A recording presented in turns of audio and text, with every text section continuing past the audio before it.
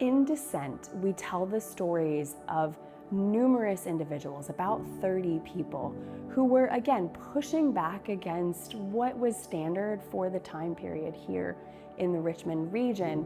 Some of those people had their portraits painted, had silhouettes made of themselves during that time period.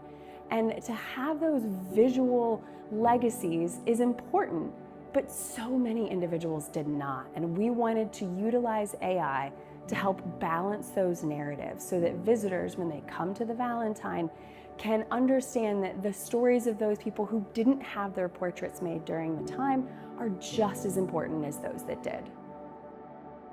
There were a lot of discussion at every broadcast about what's AI and all this image generation. So I was still learning about the concept of AI image creations, and my response was, okay, let's talk about it, and that's how we started. And since then, we've been keep making the conversation and developing the content and talking about the ideas and what we can do with this and learning about the technology, testing out things. So that has been an interesting process.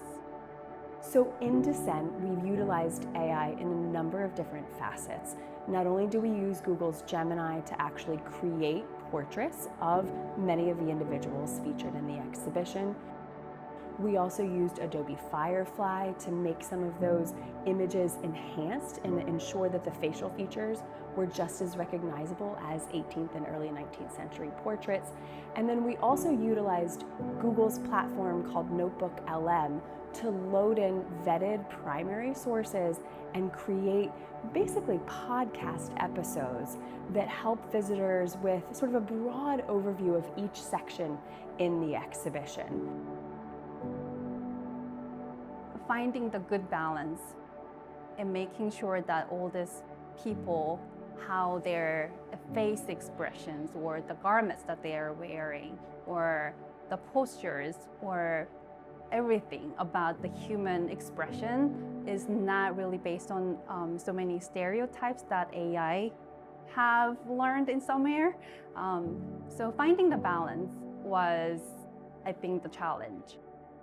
We are hoping that visitors will support our current conversations about the use of AI and truth-telling in museums by completing the visitor survey that they can access through a QR code at the end of the exhibition. We're going to be engaging in community conversations with our partners in academia and other museum professionals in the coming years, and we think that having our visitors' feedback is critical to understanding how AI can be appropriately used in museums in the future.